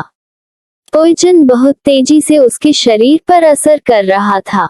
उसने अपने जान को जोखिम में डालकर अक्षत के लिए वह जड़ी बूटी हासिल की, और तुमने क्या किया? तुमने उस पर अटैक कर दिया, वह भी धोखे से है, जिस वजह से उसका हाथ बहुत बुरी तरह से चोटिल हो चुका था, और उसने उसी जख्मी हाथ से कई दिनों तक दिन रात मेहनत करके उस पॉइजन का एंटीडोट बनाया था। उसकी तकलीफ को सोचकर मेरा दिल भर जाता है। लुकास इस समय जानबूझकर इस बात की चर्चा कर रहा था और उसे इमोशनल कर रहा था, क्योंकि उसे पता था अगर उसने ऐसा नहीं किया तो अर्थ अपना सारा गुस्सा उस पर निकालेगा। लेकिन अब जब उसने ये चर्चा कर दिया, तो अर्थ को खुद पर बहुत ज्यादा गुस्सा आने लगा, और उसकी आंखों से आंसू के 2 बूंद बह जाते हैं। वो सच में अपने आप को अब किया का गुनहगार मान रहा था। वही इस तरह से देखकर लुकास को अच्छा नहीं लगता, पर अपनी जान बचाने के लिए उसे अर्थ को इमोशनल करना पड़ेगा। और वैसे भी उसने गलती की थी, तो उसे अपनी गलती रियलाइज भी होनी चाहिए। वह कैसे इतनी आसानी से किया को हासिल कर सकता है? भले ही वह उसकी बहन है, लेकिन किया कोई आम लड़की नहीं है जिसे इतनी आसानी से हासिल किया जा सके। आखिर में इसने भी तो अपनी बहन को बहन मानने के लिए उसके सामने एक क्वालिटी रख दी थी कि हाँ वह इस तरह की है, वह छोटी है, घटिया है, उसके अंदर कोई क्वालिटी नहीं है, वह उसके परिवार के लायक नहीं है। और अब जब उसके अंदर इतनी ज्यादा क्वालिटी है, तो अर्थ को भी समझना होगा कि वह खुद उसके लायक नहीं है। अब उसे उसके लायक बनने के लिए आखिर में उसके बराबर की क्वालिटी तो चाहिए ही होगी। जब उसने ऐसी शर्त रखी थी तो क्या उसे नहीं पता था कि उसके सामने भी कभी यह आ सकता है? और अब जब उसके सामने ये सिचुएशन आई है तो वह इससे भाग नहीं सकता है। वही अर्थ अब पूरी तरह से ठंडा पड़ चुका था। उसे सच में अपनी गलतियों पर अफसोस हो रहा था। वो लुकास से बोलता है, देखो तुम्हें भी पता था मैंने जानबूझकर यह नहीं किया था। मैं भी तो अक्षत के लिए उन जड़ी बूटियों को लाने के लिए अपनी कोशिश कर रहा था। अब मुझे क्या पता था कि मुझसे पहले मेरी बहन वहां पहुंच जाएगी और वह सारी की सारी जड़ी बूटी उठा ले जाएगी। लेकिन उसने ये सब किया कैसे होगा? तभी वह बोलता है, हाँ, जब वह इतनी बड़ी हैकर है तो ये सब उसके लिए करना आसान होगा। जो चीज हम सोच भी नहीं सकते वह चीज वह कर गुजरती है। सच में वह बहुत ज्यादा अमेजिंग है। इतना बोलकर उसके होठों पर मुस्कुराहट आ जाती है। वहीं जब लुकास देखता है कि अब वह थोड़ा नॉर्मल हो रहा है और उसका गुस्सा गायब हो रहा है, तब जाकर उसके जान में जान वापस आती है। वरना आज तो उसने सोच लिया था कि उसका अंतिम संस्कार हो ही जाएगा। वही लुकास बोलता है, देख भाई, मुझे अभी कहीं जाना है, इसलिए मेरे पास टाइम नहीं है, मुझे जाने दे। इतना बोलकर वह तुरंत अपनी जगह से उठकर भागने की कोशिश करता है। वही अर्थ समझ जाता है कि यह भाग रहा है। वह तुरंत उसे काला से पकड़कर फिर से नीचे पटक देता है और बोलता है, सारी बात तो ठीक है, लेकिन तू ये बता, तू मुझसे पहले कैसे मेरी बहन को अपनी बहन बता सकता है? मैं तेरा बॉस हूँ, इसलिए तुझे नहीं लगता कि पहले मुझे मेरी बहन से मिलना चाहिए और तुझे इसमें मेरी मदद करनी चाहिए? उल्टा तू मेरे खिलाफ जाकर उन चारों के तीनों के साथ मिल गया है और एक टीम बना ली है। मुझे अकेला छोड़ दिया है तुम सब ने। वहीं उसकी बात को सुनकर लुकास अपने दांत दिखाकर हंसने लगता है और बोलता है, वह मैं तो उसे समझ नहीं आ रहा था कि वह क्या बहाना बनाए। फिर वह किसी तरह से बोलता है, मैं तो बहुत मेहनत किया था इसके पीछे। मैंने पूरे 2 दिन अपनी सिस्टर के लिए गिफ्ट लाने में लगा दिया था। मुझे समझ नहीं आ रहा था कि मैं उसे किस तरह का गिफ्ट दूं जो मेरी सिस्टर के लायक हो। जब भी मैं कोई गिफ्ट देखता था तो वह मुझे उसके लिए कम ही लगता था। किसी तरह जाकर मैंने एक गिफ्ट पसंद किया और उसे मैंने अपनी सिस्टर को दिया। वह देखकर वह बहुत ज्यादा खुश हुई थी और फिर मैंने उसे अपनी सिस्टर बना लिया था। उसकी इन बेतुकी बातों को सुनकर अर्थ उसे गुस्से से देखता है और बोलता है, क्या तू मुझे बेवकूफ समझता है? तब वह बोलता है, नहीं नहीं, ये सच्ची बात है, मैं सच बोल रहा हूँ। तब अर्थ सोचता है क्या वह भी अपनी सिस्टर को अच्छा सा गिफ्ट देगा तो वह उसे माफ कर देगी। लेकिन तभी वह बोलता है, नहीं, ऐसा कभी नहीं हो सकता है। जहाँ तक वह टाइगर को जानता है, वह इतनी आसानी से माफ करने वाली नहीं है। वह लुकास को घूर कर देखता है और बोलता है, सही सही बता, तूने क्या किया था? तब लुकास बोलता है, अरे यार, मैं सही सही बोल रहा हूँ। वह दिल की बहुत अच्छी है। वह देखने में चाहे जितनी खो कठोर हो, वह दुनिया के लिए चाहे जितनी निर्दयी हो, लेकिन वह अपने फैमिली के लिए बहुत ज्यादा प्यारी है। वह अपने सभी भाइयों से बहुत ज्यादा प्यार करती है और जब मैंने उसे अपनी सिस्टर बनने को बोला तो वह बहुत ही आराम से मान गई थी। शायद उसे मेरी आंखों में सच्चाई नजर आती है, क्योंकि वह जिस तरह से मेरी आंखों में देखती है, ऐसे लगता है कि वह मेरी आत्मा तक को पढ़ सकती है। उसके देखने का नजरिया बहुत ही अलग होता है। एक बार भी मैं उसकी आंखों में आंखें मिलाकर देखने की हिम्मत नहीं कर पाता हूँ। पता नहीं क्यों उसकी यह खूबसूरत आंखें जिसे देखकर मन नहीं भरता है, लेकिन उसे देखकर मुझे अंदर से कपकपी महसूस होती है। उसकी बातों को सुनकर अर्थ ध्यान से सोचने लगता है, क्या उसकी बहन इतनी ज्यादा खतरनाक है? हाँ, वह खतरनाक है, पर क्या इतनी ज्यादा खतरनाक है? उसे कुछ समझ नहीं आ रहा था। वह लुकास से बोलता है, देख, मैं कुछ भी नहीं जानता हूँ। अगर तूने मेरी हेल्प नहीं की तो मैं तुझे छोड़ने वाला नहीं हूँ, तू याद रखना। इतना बोलकर वह अपने बेड पर जाकर बैठ जाता है और ध्यान से कुछ सोचने लगता है। वहीं उसे इस तरह सोचता देखकर लुकास चुपके चुपके कमरे से बाहर भाग जाता है। जैसे ही बाहर निकलता है, वह अपने सीने पर हाथ रखकर जोर से सांस लेता है और बोलता है, बाप रे, आज तो बच गया। बात अगर उसकी बहन की ना होती तो वह पता नहीं आज तो मेरी जान ही ले लेता। वह डेविल सिर्फ अपना ही देखता है और अपने बारे में सोचता है, उसे दूसरों की तो परवाह ही नहीं। हम इतना बोलकर वह मुंह बनाते हुए वहां से चला जाता है। वहीं दूसरी ओर किया अपने विला पहुंच चुकी थी। उसने पहले ही लिया को मैसेज कर दिया था कि सभी को अर्जेंट मीटिंग के लिए बुला ले। लिया ने सभी दोस्तों के पास मैसेज कर दिया था। अब इस वक्त वहां उसके सारे दोस्त आ चुके थे। जैसे ही किया वहां पहुंचती है, वह सारे किया से मिलते हैं। इस वक्त वहां का माहौल बहुत ज्यादा गंभीर था।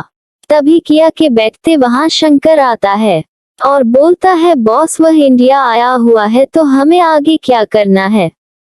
उसकी बातों को सुनकर किया की आंखों में गुस्सा भर जाता है और वह बोलती है, अगर वह इंडिया आया है तो अपने पैरों पर अब वापस नहीं जा पाएगा। आखिर में उसने इतनी बड़ी गलती जो की है, वह कैसे सोच सकता है कि वह यहाँ से जिंदा वापस जा सकता है। अब शेर की गुफा में अगर संगीत शिकारी खुद आ जाए तो शेर उसका शिकार क्यों नहीं करेगा। इतना बोलकर वह जोर जोर से हंसने लगती है। इस वक्त उसकी हंसी बहुत ही ज्यादा खतरनाक थी, जिसे सुनकर वहां बैठे सभी लोगों को एक डर सा महसूस होता है। उन्हें अच्छे से पता था किया के साथ धोखा करने वालों को वह कैसी मौत देती है, और उस व्यक्ति ने तो किया का पूरा बिजनेस बर्बाद करने की कोशिश की थी, जिसे बनाने में उसने अपनी जिंदगी लगा दी थी। तो वह उसे इतनी आसान मौत तो देने वाली नहीं है। तो दोस्तों, वह कौन था, वह कहां से आया है और उसने किया के साथ ऐसा क्या किया है जिसका बदला अब किया उससे लेने वाली है। वही किया की मुलाकात वहां और किससे होगी, और अर्थ अब क्या करेगा, वह किया को कैसे मनाएगा। अर्थ के सामने किया कि अब कौन कौन सी आइडेंटिटी आने वाली है, क्योंकि लुकास ने तो उसे सब कुछ बताने से मना कर दिया था। इस वजह से अब अर्थ को खुद ही पता लगाना पड़ेगा कि आखिर में किया की असली पहचान क्या है। प्रश्नवाचक चिन्ह। क्या वह इतनी आसानी से सब कुछ जान पाएगा? तो आगे क्या होने वाला है, ये जानने के लिए स्टोरी में बने रहे। और दोस्तों, मैं 2 दिन वीडियो नहीं दे पाती हूँ, तो आप लोग भर भर कर मुझे कोसना शुरू कर देते हैं, लेकिन एक बार भी नहीं सोचते हैं कि मेरी भी कुछ प्रॉब्लम होगी, जिस वजह से 2 दिन मैं वीडियो नहीं दे पाई। मुझे भी अच्छा नहीं लगता है जब मैं 2 दिनों तक आप लोगों को इंतजार करवा रही थी, लेकिन कभी कभी हमारे सामने कुछ ऐसी प्रॉब्लम आ जाती है जब हमारे पास बिल्कुल भी टाइम नहीं होता है, और इसी वजह से मैं भी वीडियो नहीं अपलोड कर पाई थी। इस वजह से आप लोगों से माफी चाहती हूँ। एपिसोड 314। दोस्तों, अब तक आपने सुना कि अर्थ किया से माफी मांगने का प्लान बना रहा था, वह उससे माफी मांगता। इससे पहले ही किया का उसके दोस्तों को फोन आता है और वह चली जाती है। अब आगे थोड़ी देर में किया अपने विला पूछता है, जहां सभी लोग उसका इंतजार कर रहे थे। वह लोग जैसे ही किया को देखते हैं तो उनके चेहरे पर मुस्कुराहट आ जाती है। तभी किया बोलती है, सभी स्टडी रूम में मिलो। इतना बोलकर वह खामोशी से आगे बढ़ जाती है। सबको पता था कि अगर इस समय शांत है तो ये तूफान के आने की पहले की शांति है। धीरे धीरे कर सभी लोग वहां पहुंच जाते हैं। किया अपने बॉस वाले चेयर पर बैठी थी, वही उसके चारों ओर रूहानी, आयुषी, नियालिया, ईशा और मानशंकर जान, इसके अलावा 2 लोग और जो अभी अभी इटली से आए थे, यह और कोई नहीं, अंश और जिया थे। किया अंश की ओर देखते हुए बोलती है, क्या न्यूज़ लाए हो? किया की बातों को सुनकर अंश उसके सामने एक फाइल बढ़ा देता है और फिर बोलता है, फैब्रिक 2 दिन बाद इंडिया आ रहा है। लड़कियों की एक बड़ी खेप तैयार की गई है। अभी मैं श्योर नहीं हूँ, लेकिन शायद उसे सऊदी के लिए निकाला जाएगा।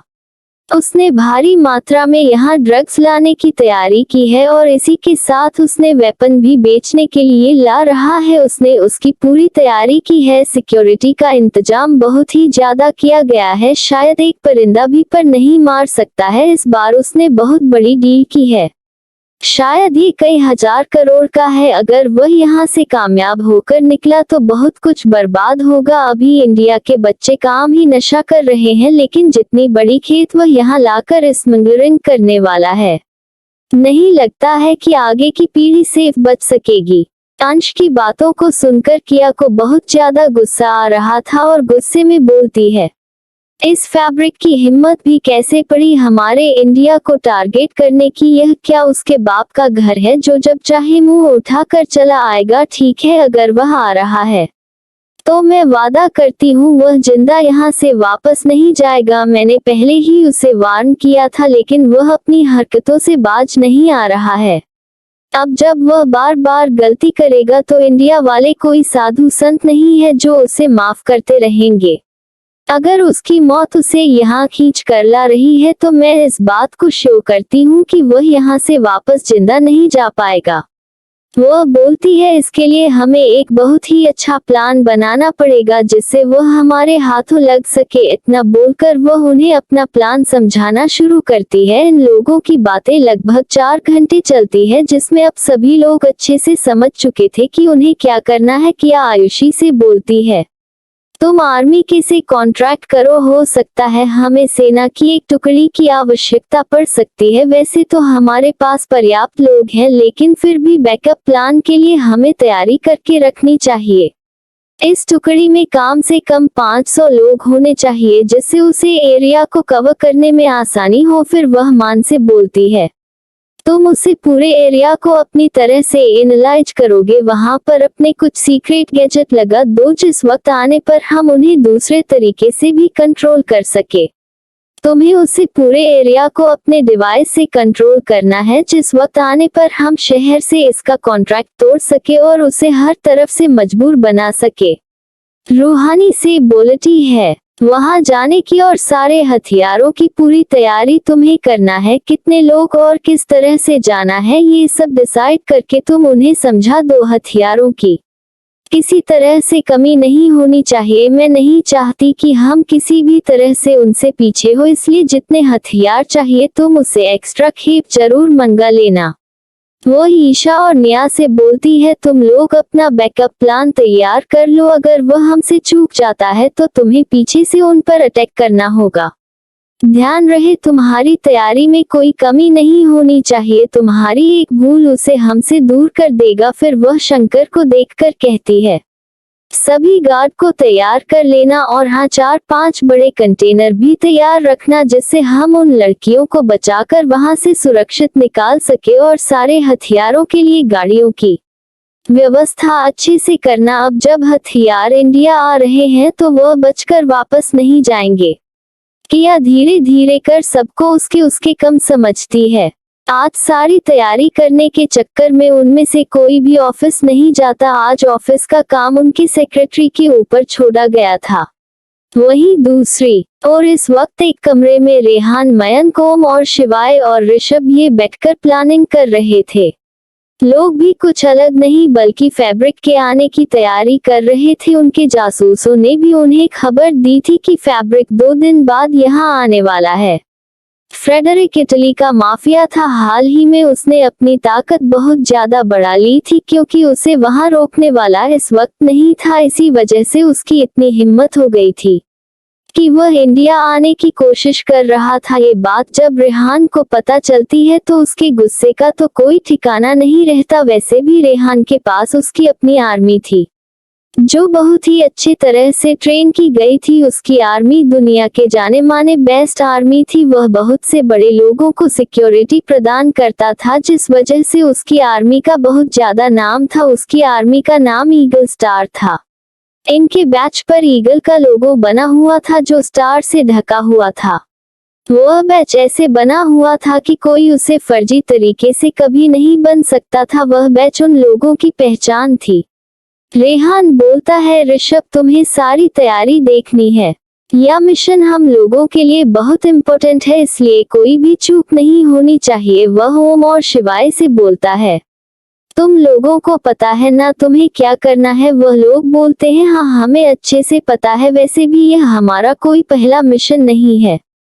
जैसे आज तक हमने सभी मिशन को सक्सेस किया है, इसे भी उसी तरह से पूरा करेंगे। रेहान बोलता है, नहीं यह मिशन उनसे ज्यादा कठिन होने वाला है क्योंकि हमें नहीं पता है कि और कौन कौन लोग फैब्रिक के पीछे पड़े हुए हैं। वहां हमारा और किससे सामना हो सकता है। कौन हमारा दुश्मन होगा और कौन हमारा दोस्त होगा कुछ भी कहा नहीं जा सकता है, लेकिन हमें किसी भी तरह से उन लड़कियों को बचाना होगा और उनके हथियारों और ड्रग्स को अपने कंट्रोल में लेना होगा।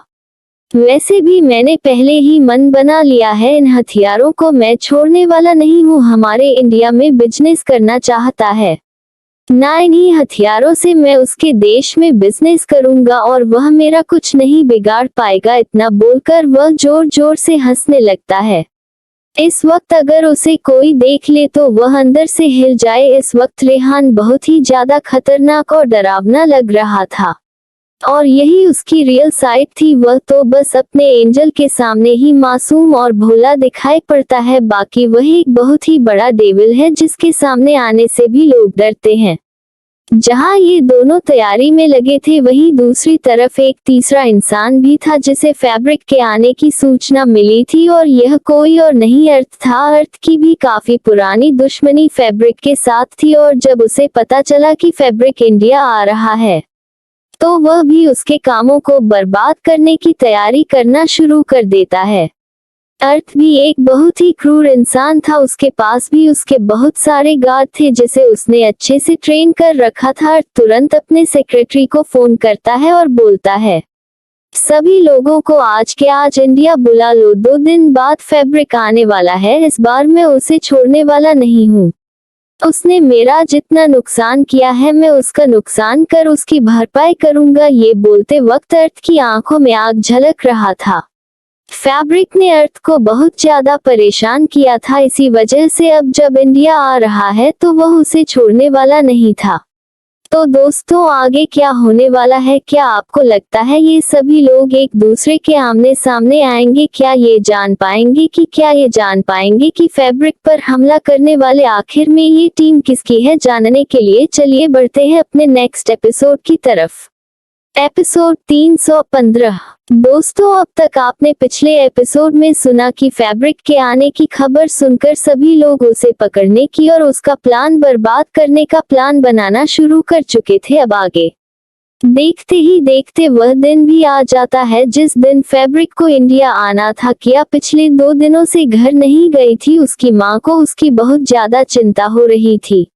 राजश्री जी किया को फोन करती है और बोलते हैं, बच्चा तुम घर कब आने वाली हो? मुझे तुम्हारी टेंशन हो रही है, पता नहीं क्यों अजीब सी घबराहट हो रही है, क्या तुम ठीक हो? अपने माँ की बातों को सुनकर किया मुस्कुराते हुए बोलती है, हाँ माँ, मैं बिल्कुल ठीक हूँ, घबराने की कोई जरूरत नहीं, आप बेवजह टेंशन ले रही हैं। और मैं आपको बता दूं, मुझे बहुत ज्यादा काम था और मेरी मीटिंग भी थी, इस वजह से मैं बहुत ज्यादा बिजी हो गई थी, इसी वजह से मैं आपसे कांटेक्ट नहीं कर पाई। तब राजश्री जी बोलते हैं, बच्चा क्या आज तुम घर आओगी? तो किया बोलती है, नहीं माँ, मैं अगले 2 दिनों तक घर नहीं आऊंगी क्योंकि अभी मुझे बहुत ज्यादा जरूरी काम है और अगर जरूरी ना होता तो मैं जरूर घर आ जाती, लेकिन माफ करना, ये काम बहुत ज्यादा जरूरी है।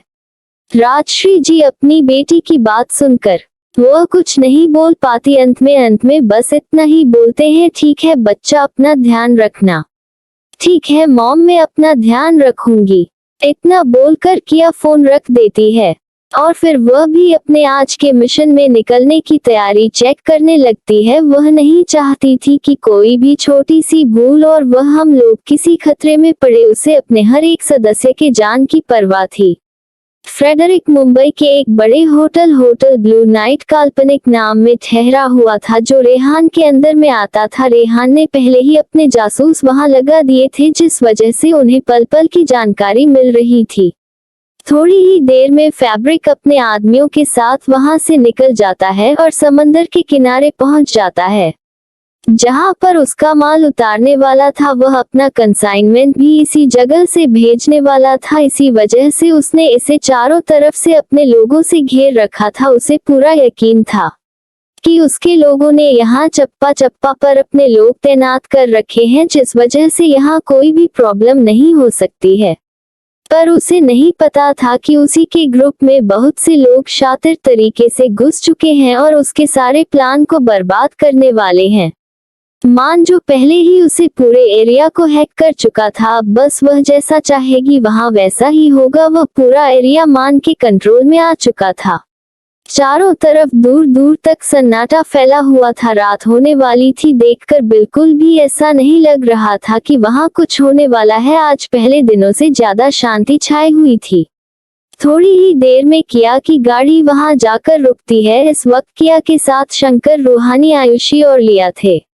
ये लोग नॉर्थ में आए हुए थे। वहीं दूसरी तरफ ईस्ट साइड मान्या और निया पहले ही पहुंच चुके थे। वेस्ट साइड में बाकी के लोग आ चुके थे और एक साइड तो समंदर ही फैला हुआ था जहां उन्हें जाना था। ये लोग वहां से 2 किलोमीटर दूर पर ही अपनी गाड़ी खड़ी कर चुके थे। यहाँ से उन्हें अपने तरीके से जाना होगा और नहीं चाहते थे कि उन्हें किसी तरह भी उनके आने की जानकारी मिले। वहीं उनके पीछे उनकी पूरी टीम तैयार थी। थोड़ी ही देर में किया का इशारा मिलते सभी लोग अपनी अपनी पोजीशन ले लेते हैं और उनके लोगों को खत्म करते हुए आगे बढ़ना होगा। ये सब करने में उन्हें 1 घंटा से भी ज्यादा टाइम लगेगा। वह लोग यहाँ से जैसे आगे बढ़ते हैं उसके बाद ही रेहान की टीम वहां पहुंच जाती है। उन्हें नहीं पता था कि उनसे पहले यहाँ कोई आया हुआ है। वह लोग भी बिल्कुल उसी तरह से चारों ओर फैल जाते हैं और आगे बढ़ जाते हैं। उसके बाद अर्थ भी वहां पहुंच जाता है। उसके पास बहुत ज्यादा गार्ड नहीं थे, लेकिन जितना भी थे उसके लिए काफी थे। उसकी टीम कल शाम को ही इंडिया पहुंच चुकी थी, जिस रात में ही अर्थ में पूरी तरह से तैयार कर दिया था। वहीं उसने कुछ गार्ड अपने पापा के भी लिए हुए थे जो यहाँ उनके गार्डों को गाइड करने वाले थे, क्योंकि वह सब बाहरी थी है।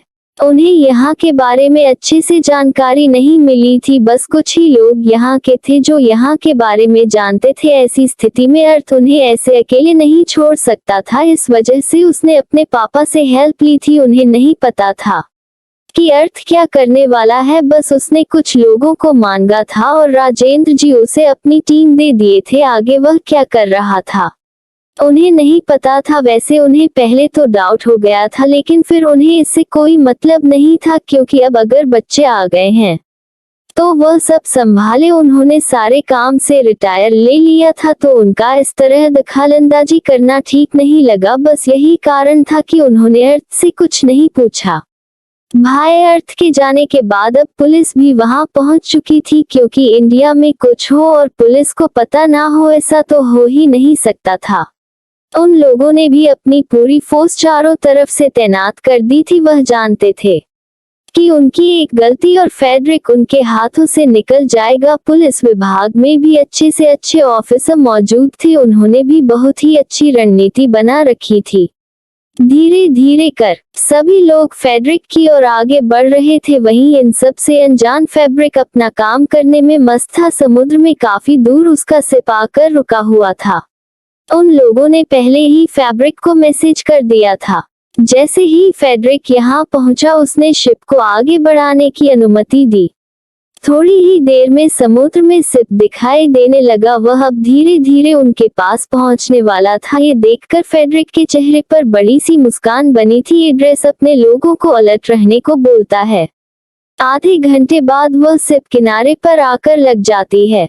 ये बहुत बड़ा जहाज था। इसमें बहुत सारे हथियार और ड्रग्स आ रहे थे।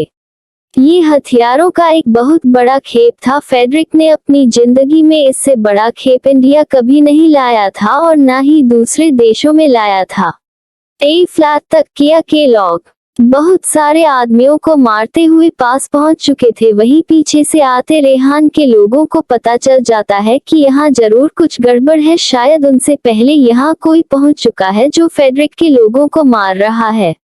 रेहान के लोग तुरंत उसे सूचित करते हैं। रेहान उनसे बोलना है ये बात और भी अच्छी है, हमें ज्यादा मेहनत नहीं करनी पड़ रही है, लेकिन तुम लोग अलर्ट रहना, क्योंकि हमें नहीं पता कि वह लोग कौन हैं और हम पर कब भारी पड़ सकते हैं, इसलिए बहुत ही सतर्कता के साथ आगे बढ़ना। किया जिस ओर से आगे बढ़ रही थी, रेहान ठीक उसके विपरीत ओर से आगे बढ़ रहा था। वही अर्थ भी दूसरी साइड से आगे बढ़ रहा था। अर्थ को भी आगे बढ़ाने में काफी ज्यादा आसानी हो रही थी। उसे भी अंदाजा लग गया था कि कोई तो ऐसा है जो उनसे पहले पहुंच चुका है और अब वह फेडरिक के लोगों को मार रहा है, लेकिन वह कौन है उसके बारे में उसे कुछ नहीं पता, पर ठीक ही है, उसके लिए भी रास्ता आसान होता जा रहा है। वही किया कि लोग के सामने जो लोग नहीं आ रहे थे वह उसे छोड़ते हुए जा रहे थे, लेकिन पीछे से आते हुए रेहान के गार्ड उन्हें मरते हुए आ रहे थे।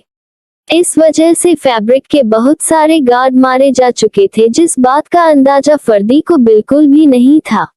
लगभग 1.5 घंटे बाद वह लोग चारों तरफ से फैब्रिक को घेर चुके थे। अभी वह लोग वहां से काफी दूर थे, जो छुपकर उन पर निगरानी रखे हुए थे। किया साफ साफ देख सकती थी इस वक्त फ्रेडरिक का माल जहाज से उतर रहा था। वह सही समय पर यहाँ पहुंच चुकी थी। वही लास्ट में आ रही पुलिस का तो देखकर ही हालत खराब हो चुका था, क्योंकि सारे रास्ते पर लोगों की लाशें ही मिल रही थी। उन्हें समझ नहीं आ रहा था क्या उन्हें आने में देर हो गई है और गैंग के सभी लोग आपस में टकराकर खत्म हो चुके हैं। उनके सामने एक बड़ी चुनौती थी। वह अपने कुछ सुना को इन लाशों को ठिकाने लगाने के लिए बोलकर आगे बढ़ रहे थे। अभी नहीं पता आगे क्या हो रहा है, पर उन्हें बहुत ही सावधानी से आगे बढ़ाना है।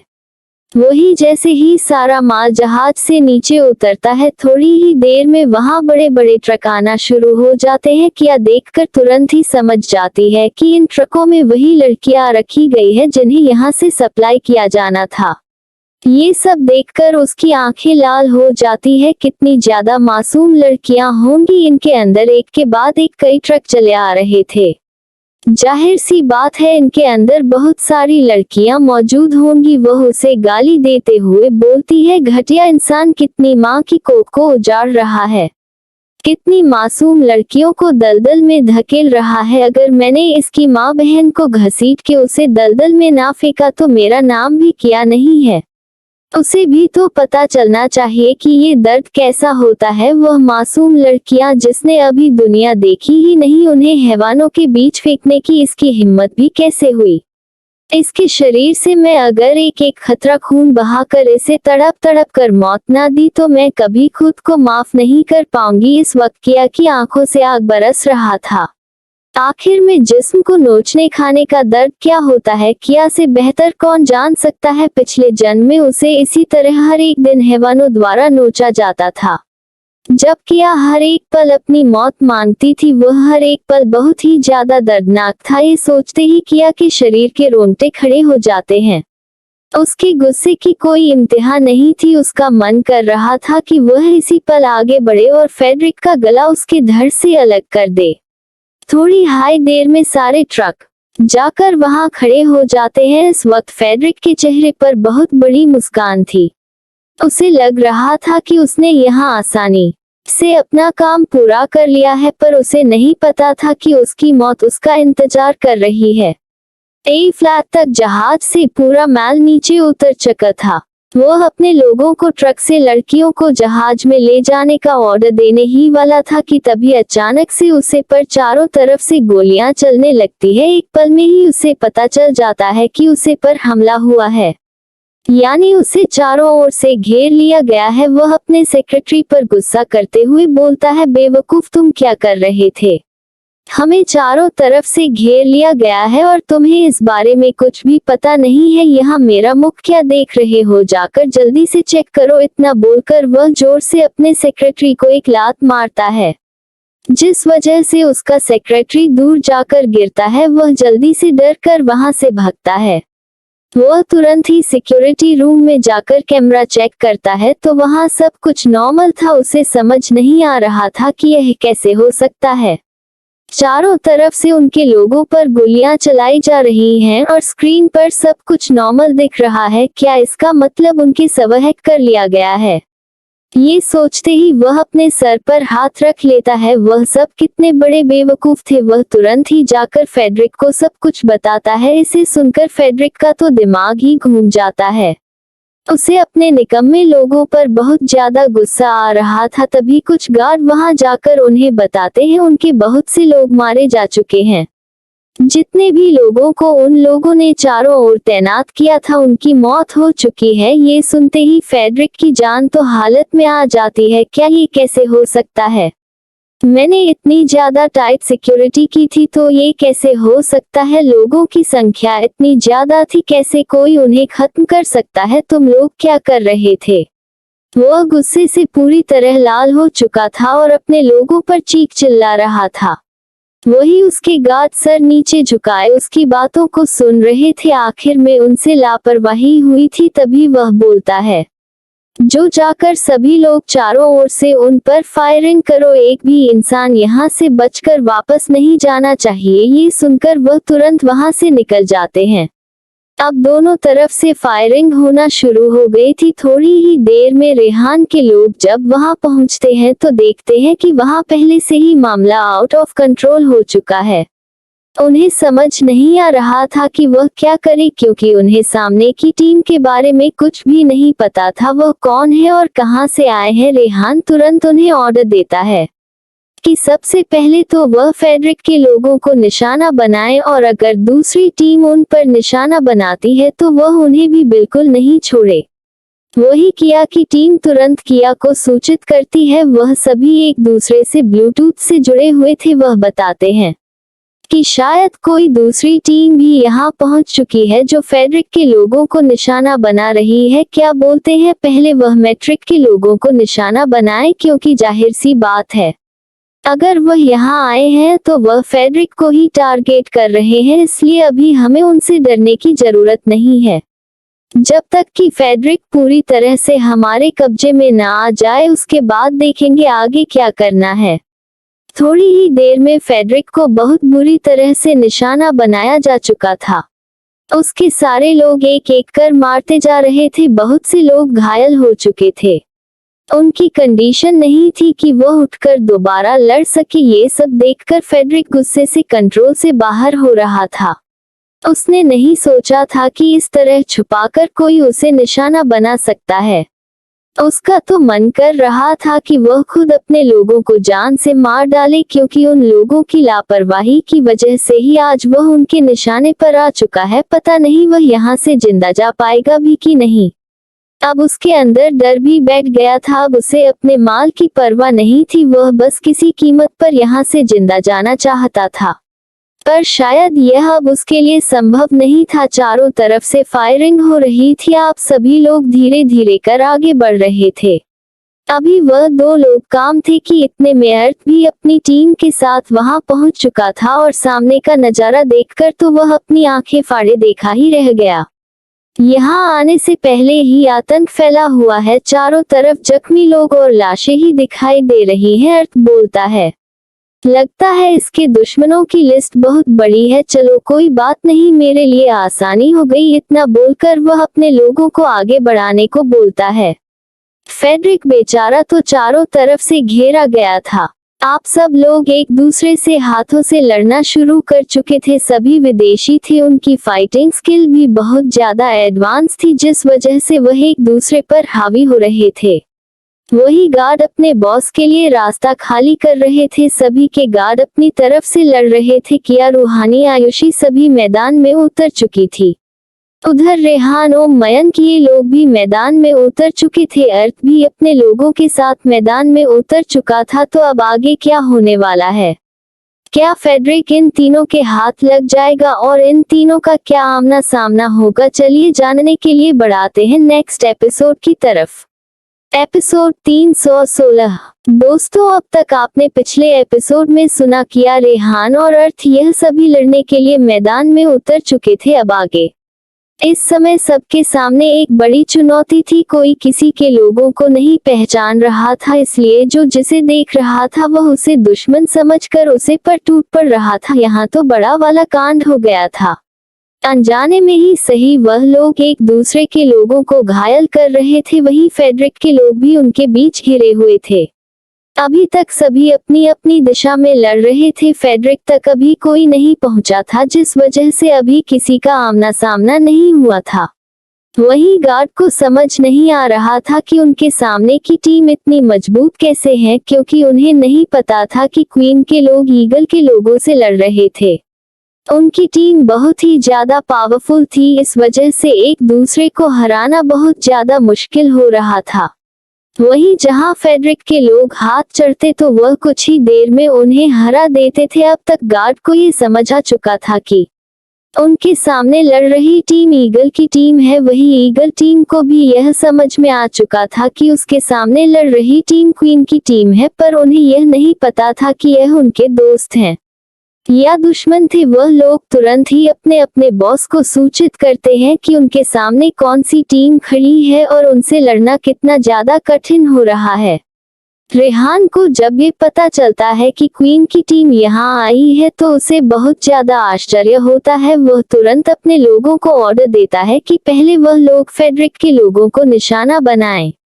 दूसरी तरफ किया को भी सूचना मिल चुकी थी। उसे भी लगा कि ईगल की टीम पहले ही यहाँ पहुंच चुकी है। लगता है फेडरिक की पुरानी दुश्मनी है, इसलिए वह अपने लोगों को उनसे लड़ने के लिए रुकती है और बोलती है कि पहले फैक्ट्री को निशाना बनाना है, हम बाद में उनसे निपटेंगे।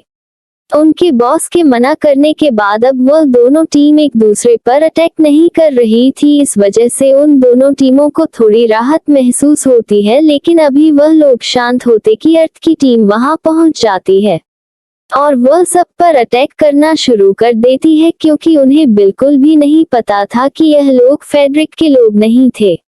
इधर इन दोनों टीमों को भी नहीं पता था कि यह तीसरी टीम कौन है। इस वजह से ये लोग भी अब एक साथ अर्थ की टीम पर अटैक करना शुरू कर देते हैं। यार यहाँ तो पूरी तरह से कंफ्यूजन ही कंफ्यूजन हो जाता है। वहीं इन सब के चक्कर में फेडरिक की टीम को थोड़ी राहत मिलती है, लेकिन ये राहत ज्यादा देर के लिए नहीं होती।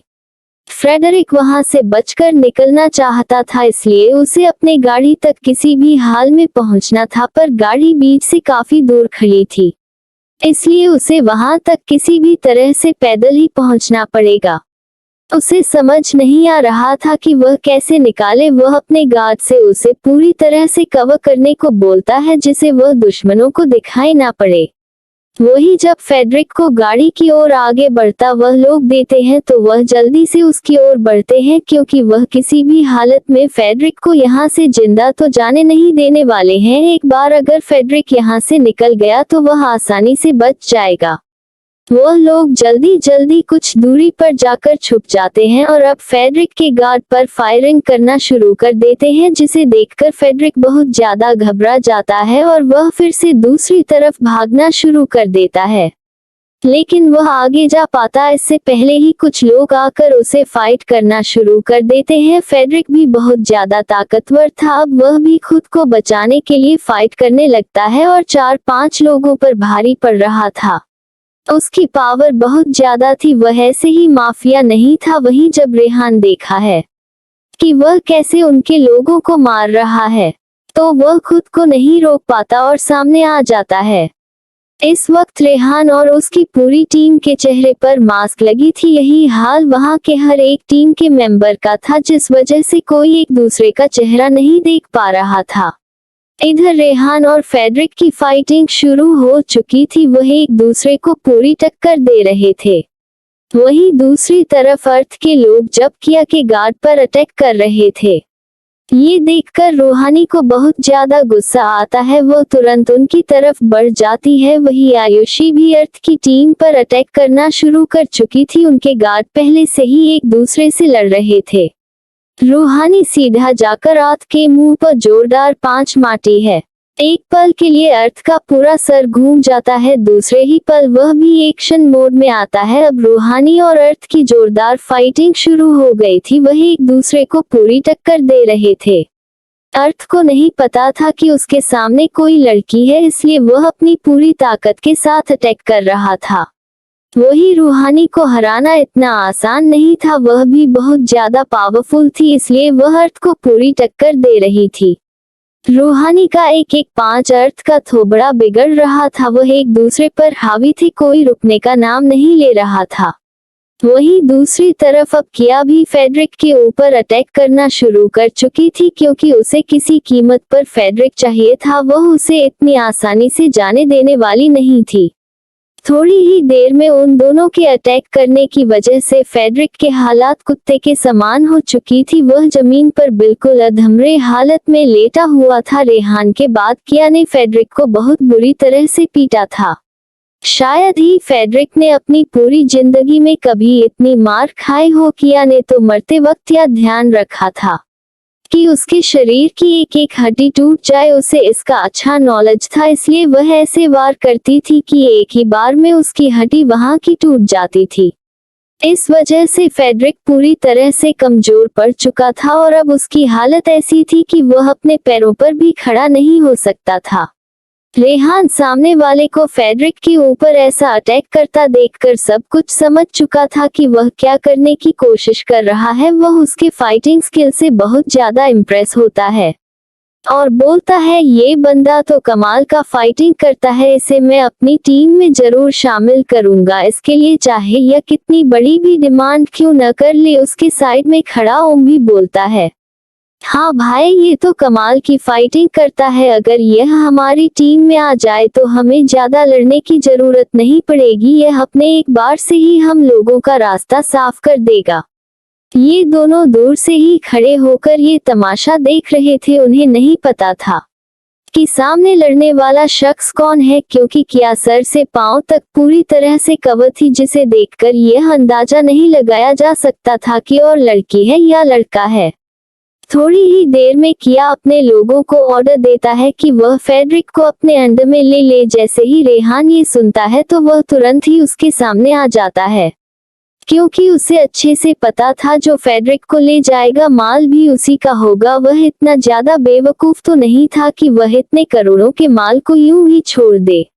वहीं दूसरी तरफ रूहानी और अर्थ एक दूसरे को मार मार कर एक दूसरे की हालत खराब कर चुके थे। तभी तुरंत किया सभी को अलर्ट भेजती है कि सभी उसके पास आ जाए, क्योंकि उसे पता था वह इतनी आसानी से फेडरिक को नहीं ले जा सकती है, क्योंकि उसे पता था कि ईगल के लोग उसे इतनी आसानी से जाने नहीं देंगे। इस वजह से उनके सभी लोगों को उसके पास होना जरूरी था। जैसे ही रूहानी को किया का मैसेज मिलता है, वह तुरंत ही वहां जाने के लिए मुड़ती है, लेकिन जाते जाते अर्थ को लात मारना बिल्कुल भी नहीं भूलती। एक जोरदार की लत उसके मुंह पर मारकर वह वहां से तुरंत ही निकल जाती है।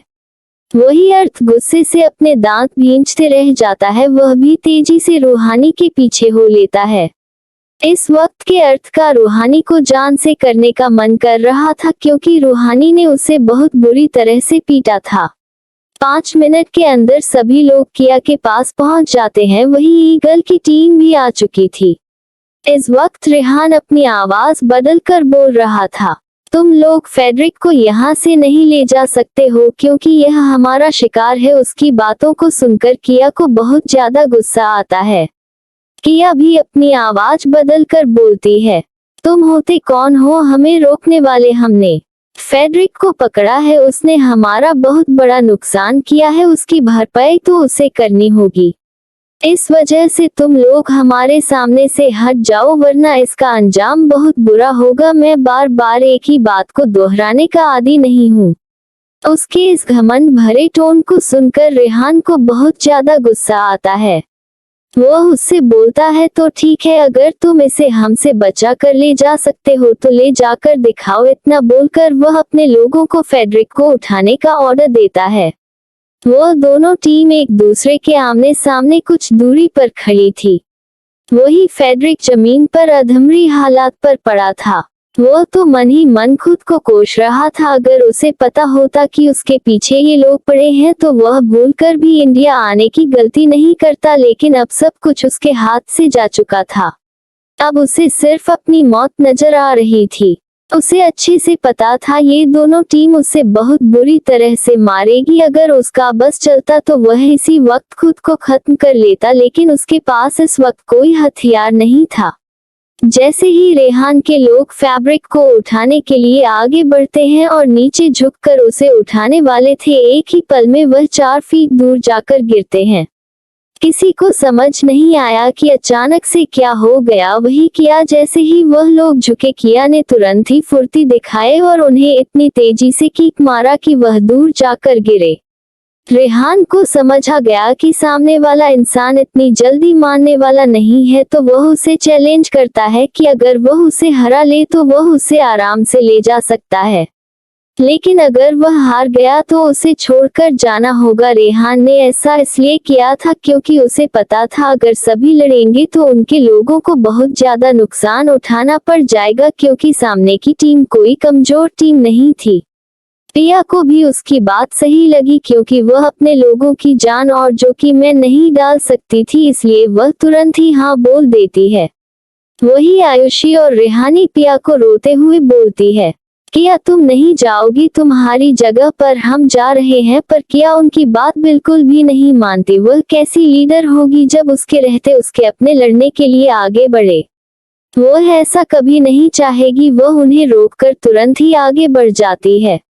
उसे ऐसा करता देख रूहानी और आयुषी टेंशन में आ जाती है। वह नहीं चाहती थी कि आपको कुछ हो। अगर किया को कुछ हो गया तो उनकी टीम बिखर जाएगी, इसलिए वह पहले हमेशा किया की सेफ्टी देखते हैं। उनके सामने खड़ा इंसान बहुत ज्यादा ताकतवर है, किया भी कुछ कम ताकतवर नहीं है, लेकिन आगे क्या होगा कुछ कहा नहीं जा सकता है। अब रेहान और किया एक दूसरे के सामने लड़ने के लिए तैयार हो चुके थे। थोड़ी दूर पर एक दूसरे के सामने खड़े थे। जहां की आंखों में देख रही थी वही रेहान भी किया की आंखों में देख रहा था। भले ही किया ने लेंस लगा रखा हो, लेकिन रेहान का दिल उसकी आंखों को देखकर जोर से धड़क रहा था। पता नहीं क्यों उसे ऐसा लग रहा था जैसे उसके सामने उसकी एंजल हो। यही हाल किया का भी था। रेहान ने भी अपनी पहचान छिपाने के लिए अपने आंखों में लेंस लगा रखा था, पर दूर से ही उसकी मौजूदगी का एहसास हो रहा था। इन एहसासों के बावजूद भी वह दोनों उसे इग्नोर करते हैं और एक दूसरे से लड़ने के लिए तैयार हो जाते हैं, क्योंकि उन्हें इस वक्त किसी भी कीमत पर फेडरिक चाहिए था। जैसे ही किया रेहान पर अटैक करती है, रेहान फुर्ती से खुद को बचा लेता है। वह दोनों एक दूसरे पर काफी तेजी से अटैक करते हैं। दोनों के हाथ पर काफी तेजी से चल रहे थे, पर वह एक दूसरे को चोट नहीं पहुंच पा रहे थे। किया जैसे ही अपनी पूरी ताकत लगाकर रेहान पर अटैक करती है, रेहान उसके हाथों को पकड़कर जोर से उसे पलट देता है।